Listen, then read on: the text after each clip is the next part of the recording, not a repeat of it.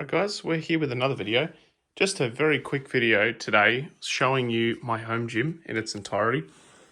I'm yet to do a home gym tour video, so I thought I'd just quickly do one just to really show you what's going on, what's around and what I'm using on a day-to-day basis, and maybe you can get some ideas for your own home gym. So to start, this is a 3.6 by 4.2 meter, I think, bedroom at the back of the house that I'm living in. It was a spare bedroom and I've taken it over. So I'm working with a very limited space, so there is a little bit of equipment outside. So to start off, I suppose the biggest thing here is the SMAI Vanta Series half rack. I got this very recently, Black Friday sale. Fantastic rack. I've already uploaded a video regarding its construction and my first impression and all that sort of stuff. Yeah, it's fantastic. I'm really looking forward to doing some heavy work on it. I have ordered a multi-grip pull-up bar, so that's on its way too. Going to the left here, we have one of the jammer arms for the Revolution Fitness R5 Smith machine. There's the other jammer arm. I just need somewhere to put it. It needs to be a bit more organised. Here we have all of my barbells. So I used to, before I got the rack, have just a weight tree here, and I had my barbells nicely stored. But since I've moved the weight tree, I need to get some vertical storage for my barbells. So that'll be happening, but there's not much to say really. Most of these bars you've seen. So the Cortex Spartan 100, normal sort of 20 kilo barbell, the Vevor safety squat bar, pair of Olympic dumbbell handles, a tricep bar, all of those that I just mentioned are from eBay. And then just the back there, you got a Meteor curl bar, which is a really good curl bar for like $100. It's fantastic quality. Here, which I've done a review on, the My Gym leg extension leg curl machine. Fantastic little leg extension leg curl. It's taken a beating. If I were to replace this, it would be with probably a much higher quality thing, potentially even a pin-loaded leg extension leg curl. So for now, it's staying. Here I also have something else I've reviewed already, which is the NC Fitness FID bench. It's getting a bit dirty. Going strong, nothing to say more about that I haven't said in the review, but it's a fantastic bench. Here we've got the FitTech. There's two types of FitTechs in the Australian market. There's FIT EK and there's FITT ECH. So they're both pretty good brands, both like semi-commercial brands, if not commercial brands. Got some barbell pads just behind there. Here I've got some squat wedges from Amazon and a Google Home. So that's my primary speaker. And here we have the Revolution Fitness R5 Smith machine with its dual 90 kilo 1-to-1 ratio weight stacks to make the functional trainer. It also doubles as a squat rack, so if I didn't have much room, like if the bedroom sort of cut off along this line here, this would be perfectly fine as a squat rack. Also has a Smith machine, counterbalance Smith machine. You don't have to have the counterbalances in. I'm actually considering taking them out. But yeah, fantastic rack, and I absolutely love it. Super smooth, fantastic. Down there we have a U-clip. We've got another U-clip here. Just got these, just testing them out, using them. I'll get a review up once I'm sort of satisfied I'm familiar enough with them. So got the weight storage pegs at the back here. I don't actually keep any plates on this machine. Got the Rogue multi-belt. Great for belt squats. Do belt squats on the Smith machine. I've got a prong belt and a lever belt.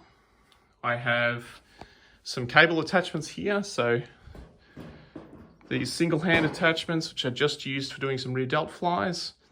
Ankle cuffs, another set of ankle cuffs, mostly because I just thought I lost them, and so I accidentally bought another pair. Tricep strap, tricep rope, V-bar attachment, And then metal D handles. On the outside here, we also have the fabric D handles. So that is probably the core of the gym. Also down there, we've got the ATX adder weights. So they're 1.25 kilo each. And behind, we actually have, I've also got my air conditioning here. Honeywell portable air conditioner. Behind we have joiner bars or connector bars. So this one on the left is from Armatech. And the one on the right came with the R5 Smith machine. So really good if you've got a 2-to-1 ratio like cable system on your squat rack and you want to do some heavy pull downs because you're joining the two cables together to make a 1-to-1 ratio effectively. Just behind here, I've got the leg pads for the MyGym leg extension leg curl, a pull down bar from InSource because the one that came with the R5 Smith machine was like not knurled, so I wanted a knurled thin sort of pull down bar. Then a sort of like multi-grip tricep V-bar with the the rotating cable handle attachment thingo, and the Easy Bar cable attachment, both from Little Bloke Fitness. Really, really good attachments, really happy with them. The knurling is nice and strong. I'm not like a knurling nerd, but it does actually make a difference when you're going heavy.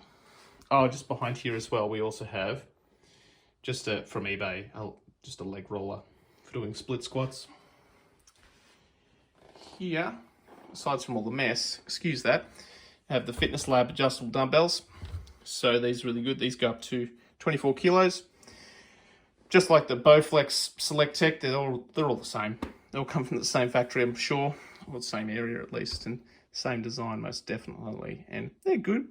They got me by really well before I really had much more else going in my home gym aside from the rack and some cables. So certainly good starter sort of pair of dumbbells before you go to something a bit more robust. I still use these all the time because they're so quick to adjust. Also, again, mind the mess. We've got two different types of V-bars for pull downs or rows, like narrow grips.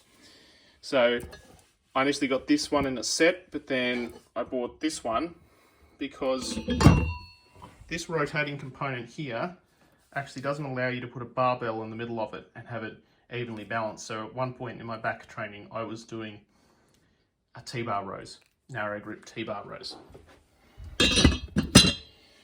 Behind there, I also have a straight bar attachment and these, which are Mad Spotters.